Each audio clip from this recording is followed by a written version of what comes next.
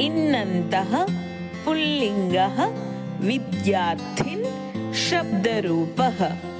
विद्यार्थी विद्यार्थिनौ विद्यार्थिनः। विद्यार्थिनं विद्यार्थिनौ विद्यार्थिनः। विद्यार्थिना विद्यार्थिभ्यां विद्यार्थिभिः। विद्यार्थिने विद्यार्थिभ्यां विद्यार्थिभ्यः।